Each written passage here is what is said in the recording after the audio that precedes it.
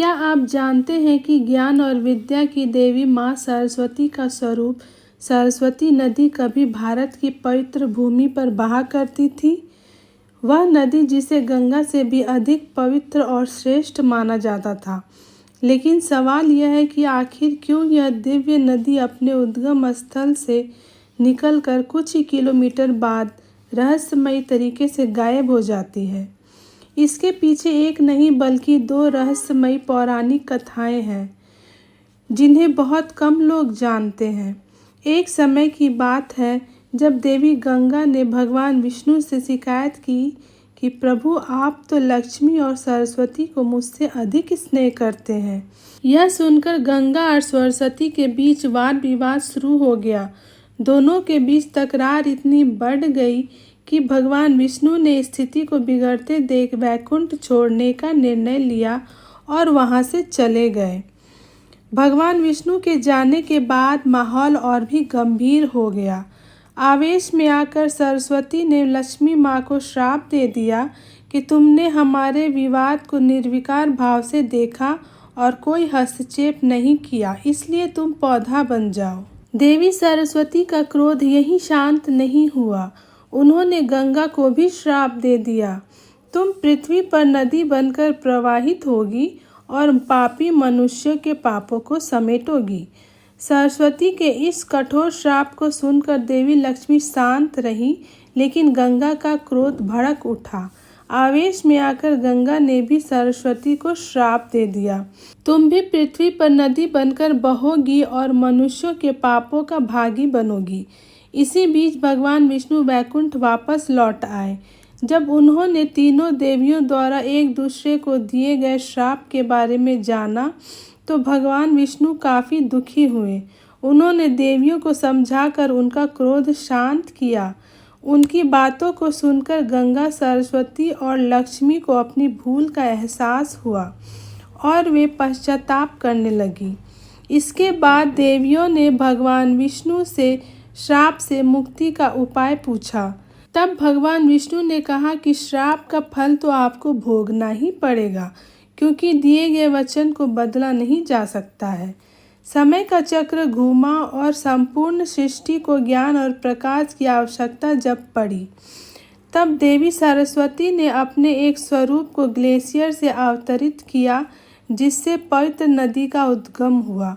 पौराणिक काल में सरस्वती नदी की सुंदरता इतनी अद्भुत और मोहक थी कि देवी देवता, असुर और गंधर्व भी इसकी ओर आकर्षित हो जाते थे। कहा जाता है कि सरस्वती जल इतना निर्मल और स्वच्छ था कि पूरी पृथ्वी प्रतिबिंब इसमें स्पष्ट रूप से दिखाई देता था और इसी नदी के जल का सेवन करके ऋषि मुनियों ने वेदों की रचना की थी। लेकिन इतनी दिव्यता और महत्व के बावजूद सरस्वती नदी के अचानक लुप्त हो जाने को लेकर पौराणिक काल से ही रहस्यमयी कथाएं प्रचलित हैं। पहली कथा के अनुसार जब पांचों पांडव अपने जीवन के अंतिम दिनों में स्वर्ग आरोहणी पर्वत की ओर जा रहे थे, तब उन्होंने सरस्वती नदी को पार किया, लेकिन द्रौपदी नदी पार नहीं कर पाई।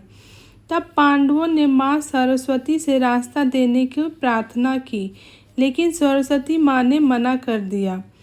यह सुनकर युधिष्ठिर ने कारण पूछा तो माँ सरस्वती ने उत्तर दिया, जिस प्रकार बहते जल और प्रवाहित ज्ञान को रोका नहीं जा सकता, उसी प्रकार मैं अपने प्रवाह को रोक कर द्रौपदी को मार्ग नहीं दे सकती।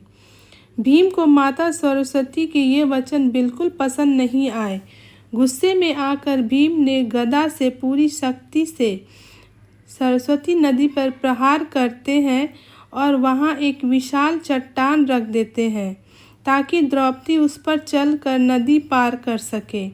लेकिन कहा जाता है कि भीम का यह प्रहार इतना प्रचंड था कि उसी स्थान से सरस्वती नदी धरती में समा गई। यह बात सच प्रतीत होती है, क्योंकि भीम द्वारा रखा गया चट्टान आज भी सरस्वती नदी के ऊपर स्थित है और इसी स्थान से नदी का प्रवाह अचानक अदृश्य हो जाता है। ऐसा लगता है जैसे भीम के प्रहार के बाद नदी यहीं से भूमि में विलीन हो गई हो।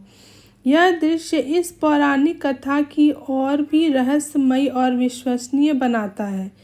दूसरी कथा के अनुसार महर्षि वेद व्यास भगवान गणेश से महाभारत लिखवा रहे थे, लेकिन उसी समय सरस्वती नदी इतनी प्रचंड वेग और तेज आवाज के साथ बह रही थी कि भगवान गणेश वेद व्यास के शब्दों को ठीक से सुन नहीं पा रहे थे। इसी कारण महाभारत लिखने में बाधा आ रही थी। तब भगवान गणेश ने सरस्वती से विनम्रता पूर्वक अनुरोध किया, आपकी तेज आवाज के कारण मुझे महाभारत लिखने में विघ्न हो रहा है। क्या आप कुछ समय के लिए रुक सकती हैं ताकि मैं बिना बाधा के लेखन कार्य पूरा कर सकूं? लेकिन सरस्वती ने भी वही उत्तर दिया जो पांडवों को दिया था, जैसे बहते हुए जल और ज्ञान को रोका नहीं जा सकता, वैसे ही मैं भी अपने प्रवाह को रोक नहीं सकती। यह सुनकर भगवान गणेश और महर्षि वेद व्यास को क्रोध आ गया और उन्होंने सरस्वती माँ को हमेशा के लिए विलुप्त होने का श्राप दे दिया। साथियों, इन्हीं पौराणिक कथाओं के आधार पर सरस्वती नदी के विलुप्त होने का रहस्य समझा जाता है।